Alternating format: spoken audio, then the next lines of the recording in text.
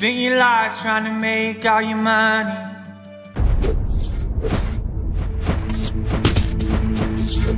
มาพบกับคนในคลิปนี้ครับ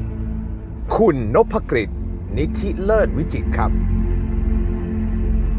เขาเป็นมาหลายอย่างมากในชีวิตตั้งแต่เด็กกรีดยางบอยนักมวย นักการเงิน วิทยากรจนวันนี้มาจบที่เป็นนักธุรกิจที่สร้างบริษัทขึ้นมามูลค่าระดับพันล้านวูดดี้เห็นคลิป ครับ แล้วสิ่งแรกเลยที่ผมรู้สึกคือโอ้โห ครับ คนคนนี้เนี่ยเอาพลังมาจากไหน พลังที่มาอยู่ในตัวเนี่ยมันมาจากพลังแห่งการวิ่งหนีความเจ็บปวดในชีวิตมาก่อน เพราะว่าตั้งแต่เล็กเลยเป็นคนที่เกิดในครอบครัวยากจนต้องกรีดยางไปส่งตัวเองเรียนตั้งแต่อยู่ป .4 แล้ว ผมเคยอ่านหนังสือของพี่ ครับ มันคนละขั้วกันเลยนะ ใช่ครับ แปลว่าชีวิตนี้เราได้ลองหมดแล้ว ใช่ครับรับจ้างกรีดยางส่งตัวเองเรียนหนังสือ เป็นนักมวยหาเงินเพิ่ม มีชื่อมวยว่าหงเหินน้อยเกียรติชนบทเป็นบอยร้านอาหารจนกระทั่งมาเป็นลูกจ้างธนาคารรวมถึงบริษัทเอกชน ครับ แล้วไต่มาตามลำดับจนสุดท้ายเป็นเจ้าของและผู้บริหาร ถามไม่ง่ายเลย ทุกวันนี้ถ้าจะต้องบอกว่าอาชีพตัวเองเรามีอาชีพอะไรตอบว่า ตอนนี้เป็นนักธุรกิจและผู้บริหารที่ช่วยเหลือเปลี่ยนแปลงชีวิตผู้คน ธุรกิจที่สร้างมากับเพื่อนสนิทเนี่ยตอนนี้ดำเนินธุรกิจมาเป็นปีที่ 3 ครั ปี บ ที่แล้วก็มียอดธุรกิจ 1,300 กว่าล้านต่อปี สร้างแค่3 ปี 3 ปีถ้ารวมทั้งหมดเนี่ยขึ้นไปถึง 2,000 กว่าล้าน มันต้องใช้พลังและกำลังใจแล้วก็ความมุ่งมั่นและความมั่นใจ ใช่ครับ มาก ใช่ครับ ถึงบอกว่าปรับบางสิ่งที่จากการเป็นนักมวยเนี่ยเอามาใช้ในการเป็นนักธุรกิจได้ด้วย ตรงนี้แหละที่น่าสนใจ พอกันทีพอกันทีพอกันที นี่เป็นเรียกว่าเวทีผืนผ้าใบทุกคนมีเวทีแสดงของตัวเอง หน้าที่เราก็คือต้องรู้หน้าที่แล้วก็มีความรับผิดชอบก่อน ครับ อย่างนักมวยก็ต้องรู้หน้าที่มีความรับผิดชอบ ฟิตเตรียมตัวเองให้พร้อม ดูแลบำรุงร่างกายให้ดี ครับ จากนั้นมันยังต้องใช้ IQ ด้วย ครับ ระบบประมวลผลว่าจะออกอาวุธยังไงจะปิดยังไงจังหวะจะเล่นยังไง รวมถึงต้องมี EQ ที่ดี ควบคุมอารมณ์ตนเองได้ฮึดสู้ได้เองแม้ว่าคะแนนจะเป็นรองแต่เราฮึดสู้ได้ อย่างนี้เรียกว่ามีสมดุลของ 3Q ครับ IQ PQ PQ คือร่างกาย ถ้ามี P นี่มันจะทำให้การเคลื่อนไหวคล่องแคล่ว แล้วก็ EQ ด้วย IQ ใช่ครับ EQ Physical Quotient ขอเช่นใช่ครับ และ แล้วก็ EQ แต่ว่าธุรกิจจะเพิ่มมาอีก Q หนึ่งเป็น SQ Spiritual Quotient เป็นเรื่องจิตวิญญาณที่ไม่ได้ทำเพื่อเงินทองอย่างเดียว แต่ทำเพื่อผู้คนแล้ว เราต้องมีจิตใจที่เหนือกว่านั้น มวยมีไหมฮะ Spiritual Quotient เรายังไม่ต้องใช้ถึงจุดนี้ ครับ แต่ว่าพอเป็นนักธุรกิจเนี่ยเราต้องให้สิ่งที่มีคุณค่า ครับ เกินกว่าตัวเราละเราจึงเป็นนักธุรกิจที่ประสบความสำเร็จได้ สมมุติเวลาเราเป็นนักมวยจดมวยเข้าหากันเนี่ย ครับ เราจะหาจุดโจมตีคู่ต่อสู้ มัน ครับ เหมือนหาจุดที่เราจะแข่งขันใน อ่า ตลาดพอคู่ต่อสู้ต่อยมันเราหลบ แล้วก็เราจะดึงจังหวะ อ่า เพื่อทำคะแนนยังไง อ่า มันก็อย่างนี้ ครั ที บ นี้นักมวยที่ไม่ประสบความสำเร็จคือนักมวยที่กลัวเจ็บ ครับ ผมจดมวยกับคุณวุ ครั ฒิ บ แล้วผมกลัวเจ็บกลัวอาวุธมาก ผมไม่เป็นทำอะไรไม่เป็นอันทำอะไรถอยอย่างเดียวแล้วผมก็จะแพ้ ครับ ดังนั้นนักมวยที่ดีจึง มันต้องโดนบ้างเหรอ ต้อง มันต้อง แล้วต้องกล้าออกอาวุธ ไม่ต้องกลัวเจ็บ ไม่ต้องกลัว แต่คือมันโดนได้บ้าง ใช่ครับโดนได้บ้าง โดนได้บ้าง โดนได้บ้างแต่ต้องมีความอดทน ไม่ใช่โดนปุ๊บกูนอนละ ไม่ได้ การฝึกความอดทนเนี่ย ครับ มันเป็นเรื่องของทั้งร่างกายแล้วก็จิตใจ เมื่อเราก้าวผ่านมาตรฐานความอดทนของจิตใจไปได้เนี่ยเราจะสามารถรองรับปัญหาที่หนักขึ้นหนักขึ้น คิดว่าหลายคนจะทำธุรกิจ ครับ กลัวเจ็บ ครับ ไม่กล้าเผชิญกับความเจ็บ ถ้าเลือกที่จะไม่ล้มเลยแปลว่าเราอยู่ในพื้นที่ที่เราสบายใจ แต่การสร้างชีวิตที่ยิ่งใหญ่เราต้องออกมาจากพื้นที่ตรงนั้น ครั ข บ ยายให้มันใหญ่ขึ้น เรียกว่าต่อสู้ภายใต้พื้นที่ชายขอบของความสบายใจ ถ้าเราสบายใจแค่วงนี้เนี่ยเราก็จะได้ผลลัพธ์แค่วงนี้ ครับ แล้ว หน้าที่เราคือก้าวออกไป ครับ ไม่เคยเจอกันระดับแชมป์โลกเลย อ่ะ เรากล้า อ่ะ กล้า อ่ะ ชื่อเราก็จะดัง อ่ะ ขึ้น แต่ถ้าขอชกกับอันดับ 10 ตลอดเลยมีอันดับกูไม่เอากูถอยลูกเดียว เราจะไม่ประสบความสำเร็ งั้ จ นเกมพี่ ครับ ต้องใหญ่ ใช่ครับ ถึงแพ้แต่เราก็ได้ เคยล้มหนักสุดในชีวิตครั้งไหน วันที่เงินเดือนออกคือวันที่เงินใช้หมดเป็นวันเดียวกัน อีก 30 กว่าวันต้องใช้เครดิตการ์ดรวมถึงกด การ์ดเงินสดเพื่อหมุนต่อดำรงชีวิตต่อให้ได้ ตอนนั้นนี่เรียกว่าใช้ชีวิตไม่ถูกต้องมีบินเรียกเก็บบัตรเครดิตทั้งหมด16ใบต่อเดือนเป็นชีวิตที่เรียกว่ามีภาระหนี้ของผ่อนบ้านผ่อนรถรวมถึงบัตรเครดิตเนี่ยเป็น 120% ของรายรับทั้งเดือนช่วงนั้นถือว่าสาหัสที่สุด ตอนนั้นเรายังไม่มีความรู้ในการที่จะบริหารชีวิต ใช่ครับมีความรู้หาเงินอย่างเดียว เออ แต่ว่าบริหารเงินกับคุมความต้องการของตัวเองไม่เป็น อ พอมีเงินปุ๊บเราก็อัปเกรดรถอัปเกรดบ้านแล้วก็ใช้ชีวิตแบบสนุกสนาน อันนั้นหนักสุดเลยป่ะ อันนี้ ใช่ ถือว่า ครับ เป็นการล้มเลยหรือเปล่ะ ใช่ถือว่าล้มแบบชนิดที่ว่าเรารู้สึกว่าชีวิตทำไมต้องเป็นแบบนี้วะ เหมือนนักมวยที่ถูกรัวหมัดอะ โอ้โห กูจะไปไงต่อดีวะ ครับ รัวหมัดเป็นชุดเลย ครับ จนมึนกับสถานการณ์นั้น SQ มันเลยหายหมด อ๋อ ทีนี้พอโดนปุ๊บเนี่ยไอ้คำว่า pause นักมวยที่โดนหนักๆ pause ก็คือลงไปนับ 8 ครับ อย่างนี้คือ pause ให้กับชีวิต เพื่อตั้งสติขึ้นมาใหม่ เพราะว่าถ้าเราดื้อยืนต่อเนี่ยโดน ครับ น็อกแน่ อ่า โดนยำจนเมาแน่ งั้นก็ลงมาหน่อย ใช่ครับ แต่ไม่ใช่ว่าลงมาแล้วก็นอนยาวนะไม่ใช่อันนี้ ลงมาก็เฮ้ยตรงไหนน่านอนดี ไม่ใช่ครับเราต้องเฮ้ยเดี๋ยวกูต้องสู้ใหม่เว้ย เออ ยังมีหวังอยู่ยังมีหวังอยู่ บางทีเรายืนนานมาก ครับ จนเราเบลอ ใช่ มันต้องลงมาคุกเข่า ใช่ หรือว่านอนจริงๆนะบางคนแล้ว ใช่ ผมว่าวิวจากฝั่งเนี่ย ครับ บางทีเราก็เห็นอะไรที่เราไม่เห็น ถูกต้องครับ แล้วพอนอนสัก เยี่ยม พักหนึ่งเนี่ยเราก็เตรียมที่จะลุกขึ้นใหม่ๆดังนั้นถ้าเกิดวันนี้เนี่ยถ้าเจออะไรที่มันสาหัส สู้ได้หมดเราผ่านสถานการณ์นั้นมาแล้ว เออ ครับ นี่คือเป็นที่มาที่เวลาสอนไอ้สัมมนาที่เห็นในคลิปทำไมพลังสู โอ้ ง โหเยอะมาก เพราะเราผ่านมาหมดแล้ว เออ ทุกอย่างในชีวิตเลยมันทำร้ายเราไม่ได้อีกแล้ว เราจึงอยากจะเป่าประกาศให้ผู้คนในประเทศนี้ในโลกนี้รู้ว่าชีวิตคุณน่ะคุณเกิดมาเพื่อเป็นผู้ชนะ คุณไม่ต้องกลัวมัน แต่ขอให้ใช้ปัญญาแล้วก็หัวใจที่ถูกต้องเนี่ย เราจะก้าวผ่านมันไปได้ โอ้โหพลังพี่มาเต็มเลยนะวันนี้ ครับ แล้วตอนนั้นอาชีพบ่อยเป็นไง อาชีพบ่อยนี่เรียกว่าเป็นอาชีพที่จำเป็น แต่ เพราะหลังจากที่ผมเอนทรานซ์ติดที่สงขลานครินทร์เนี่ยก็เป็นเด็กเกเรหลงแสงสีจนกระทั่งเรียนต่อไม่ไหวปี 2 เจอ Third Probation ก็เป็น 1.66 เกือบจะรีไทร์แล้วตัดสินใจลาออกเลย แล้วก็ไม่มีใครส่งเรียนละผมเลยต้องหาเงินส่งตัวเองเรียนราม ครับ ด้วยกันไปเป็นบ่อย แต่เป็นบ่อยก็ได้บทเรียนอีกนะ คุณ ครับ ถ้าที่อ่านเนี่ยคุณ ครับ เสิร์ฟที่ภัตตาคาร มีที่คุ้มหลวงแล้วก็ตำหนักไทย ตำหนักไทย ใช่ครับ เขาไม่มีแล้วใช่ไหมทุกวันเนี้ย ใช่เขาเลิก ตำหนักไทยเป็นสเก็ตป่ะ ใช่ครับ เออ บัสบอยส่งสเก็ต แต่แล้วคุณ ผมเป็นกัปตัน อ๋อ เลยไม่ต้องใส่สเก็ต เออ เท่าที่อ่านคือคุณจะมีเทคนิค ครับ ในการเอาชนะใจ ใช่ครับ ผู้บริโภคหรือว่าลูกค้า ใช่ครับ ยังไง เรียกว่าอ่านความคาดหวังของผู้บริโภค เออ เช่น เช่น เราจะดูเลยว่าจานเขาถึงจังหวะเขาจะเรียกเปลี่ยนหรือยัง แต่เราไม่ต้องรอเขาเรียกเราไปเปลี่ยนให้ก่อน เออ ก่อนที่เขาจะยกมือผมจัดการเรียบร้อย เขาก็จะรู้สึกพึงพอใจ เราก็ต้องใช้จิตบริการที่สูง รวมถึงอ่านความคาดหวัง สายตามอนิเตอร์ตลอดเลย ว่ามีอะไรที่เราจะต้องเติมให้บริการเขาแบบพึงพอใจสุดๆ นี่คือสิ่งที่ผมทำมา นั่นชีวิตตั้งแต่นู้นตอนที่เป็นบ่อยนี่คือเติม ใช่ครับ เต็ม ใช่ครับ ให้กับทุกคนที่อยู่ในชีวิต ใช่ครับทำให้เราฝึกความอดทน จากที่เป็นคนที่อยากให้คนอื่นบริการเที่ยวนี้เราบริการคนอื่น ช่วงแรก ๆ มันฝืนมากเลย ตั้งเป้าว่ากูจะไม่เป็นหมอยนามกูต้องจบรามให้เร็วที่สุด ครับ ทำท่านี้กับตัวเองเลย เหรอ แล้วผมก็ อย่างนี้เลยเหรอ ใช่ครับผมมีท่านี้ประจำเลย ทุกวันนี้ทำเวลาสอนบนเวทีแล้วให้คนอื่นฮึดสู้ อ่า เวลาเจอปัญหา ยังไงฮะ เวลามีความกลัว อ่ะ นำพาตัวเองมาถึงอารมณ์พอกันทีเลย อ่า พอกันทีแล้ว พอกันทีแล้ว กูไม่ยอมอีกแล้ว มันรู้สึกจริงๆเนาะ ใช่ครับ มันมีภาษากายเชื่อมกับระบบความคิดของเรา ทุกสิ่งที่เป็นปัญหาชีวิต เขาจัดการได้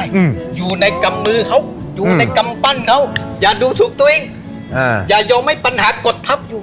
เพราะปัญหามันก็เหมือนกับคนนักเลงโตที่ชอบรังแกคนที่อ่อนแออ ม แต่ถ้าใครสู้ปัญหามันจะถอย แล้วลูกพี่ปัญหามันก็จะมาหาเราอีกนะ ไอ้ปัญหาถอยไปมันไม่ยอมมันไปเรียกลูกพี่มันมา ใหญ่กว่าเดิมอีก ลูกพี่มันใหญ่กว่าเดิมเราก็ต้องสู้กับลูกพี่มันได้ แล้วในที่สุดพอเราเป็นแชมป์เปี้ยนเราเป็นเจ้ายุทธจักรเนี่ยปัญหามันจะสิโรราบให้เรา ปัญหามึงมาเลยกูไม่กลัวมึงอีกแล้วแล้วกูเตะแน่ อ่า กูทีมเลยมึงสู้เหรอเอาสู้กับกูเหรอ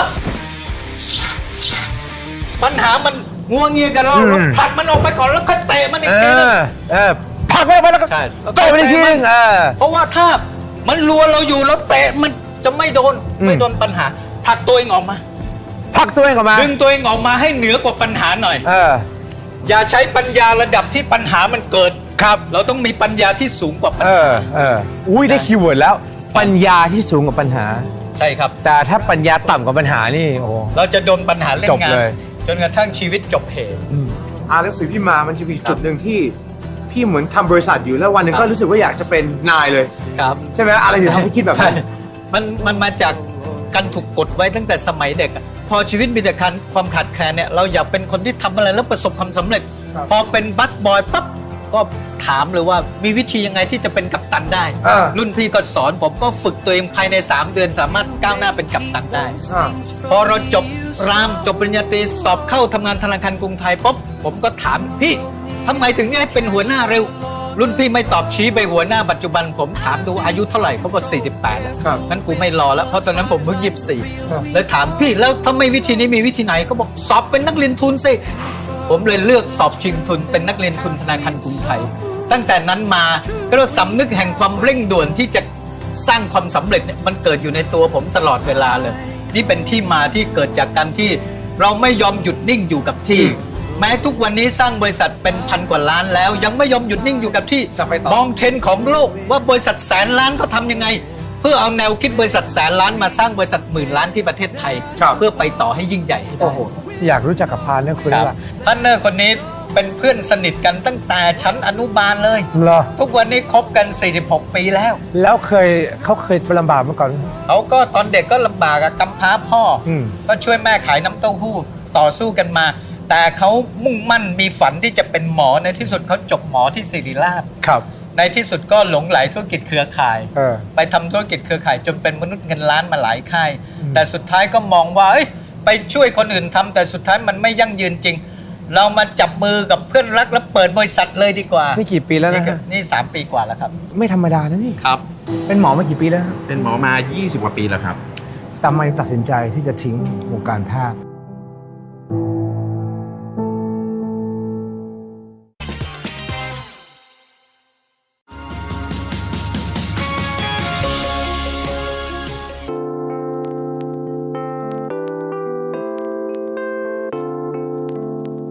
คุณนพกฤษเล่าถึงคู่หูที่ได้ฉายาว่ามนุษย์เงินล้าน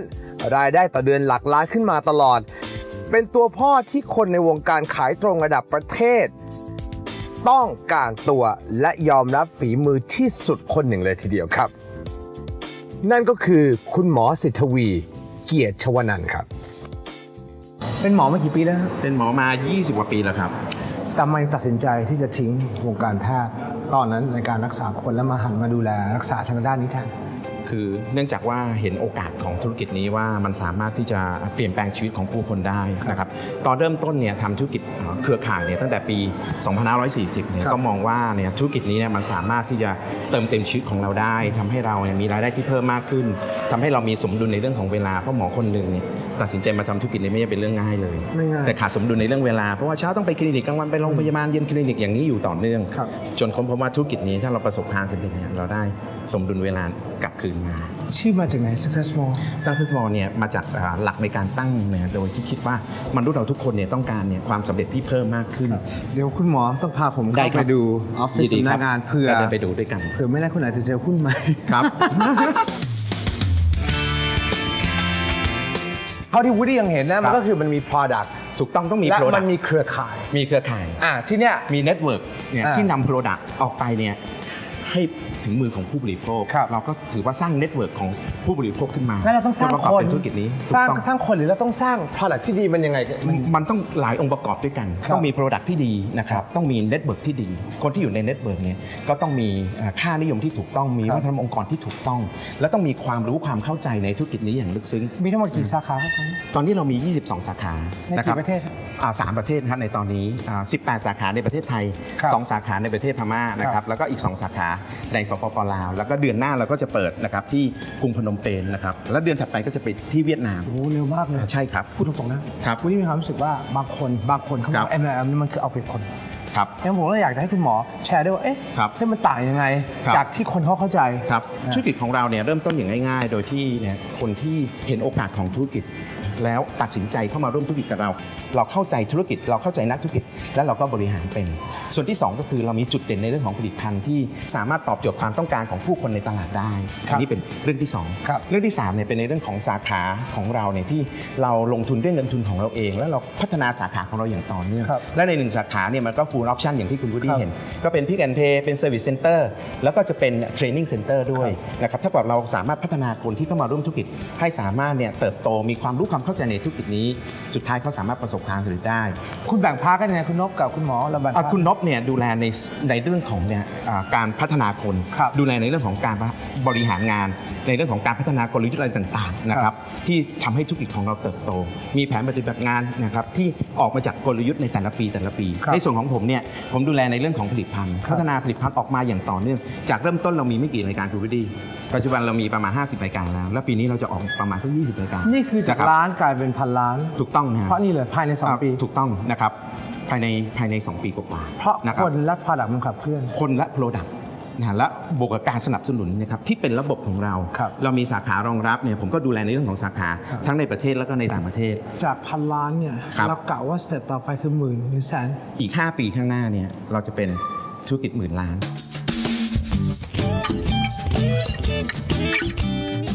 แต่ที่ผมมาถึงที่วันนี้เนี่ยมันมีอะไรให้ผมดูบ้างนะที่เนี่ย ครับเรามีผู้คนที่ประสบความสำเร็จ ครับ เนี่ยหลังจากที่เข้ามาแล้วเนี่ย ครับ เขาก็เรียนรู้แล้วก็ลงมือท ครับ ำนะครับโดยที่เรามีนะครับระบบสนับสนุนที่ดี คนส่วนใหญ่ก้าวไปไม่ได้ เพราะว่าปัญญาของเราปิ่มๆกับระดับปัญหา อืม ที่นี่เราจะสอนคนยกระดับปัญญา อืม เพื่อให้เขามีคำชี้แนะแนวทางที่ถูกต้อง ครับ จนกระทั่งเขามีพลังอำนาจ อืม ในการกำหนดชีวิตของตัวเอง ผมรู้สึกถึงพลัง ครับ คนที่นี่มันจะ มีพลังเยอะ เออ นะครับเพราะว่า เนอะ หลายคนเนี่ยมีความหวังนะครับ ครับ ที่เพิ่มมากขึ้นให้กับ ครับ ชีวิต และรู้วิธีที่จะจัดการปัญหาต่างๆ หลังจากที่เข้ามาร่วมธุรกิจกับเรา หลายคนได้มีโอกาส transform นะครับตัวเองทั้งในเรื่องของวิธีคิด ครับ นะครับโปรแกรมใหม่เลยว่าคนที่ประสบความสำเร็จเขาคิดอย่างไร และคนที่จะไปต่อข้างหน้าต้องมีระดับพลังงานที่สูงกว่าคนปกติ เอาแน่นอน เนี่ยคนเหล่านี้เนี่ยเรียกว่า alert มาก มันไม่ได้ นะครับ เรียกว่าคุณเดินเข้ามาแล้วมันก็จบมันไม่ใช่แค่นั้น ใช่ครับ มันต้องมีการทำงานร่วมกัน ถูกต้องนะครับ คลุกคลีกัน ต้องมีการเรียนรู้และ ใช่ พัฒนาตนเองอย่างต่อเนื่อง ทัศนคติต้องปรับ ถูกต้องครับ ว่าทุกอย่างมันเป็นไปได้เดินไปข้างหน้า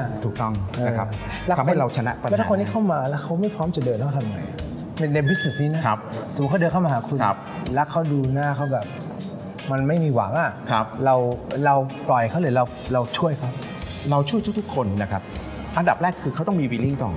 เขาต้องการที่จะประสบความสำเร็จ แล้วสามารถที่จะพาตัวเองเนี่ยเข้ามาเรียนรู้เข้าหลักสูตร Start Your Business with Why ซึ่งตอนนี้เนี่ยคุณนพเนี่ยเทรนครั้งหนึ่งเนี่ยตอนนี้เนี่ยก็ประมาณสัก 1,500 คนนะ ค ครั รั้ บ งละ1,500 ที่เห็นในคลิปที่ผม ครับ ออก ประมาณ อาวุธ 1,500 คนฮะ กี่นาทีหรือกี่ชั่วโมง ทั้งวันเลยครับ ทั้งวัน 9 โมงเช้าถึง 6 โมงเย็น โอ้โหพลังวันนี้ พ ม ลัง หา เต็ม ศาล ที่ มาก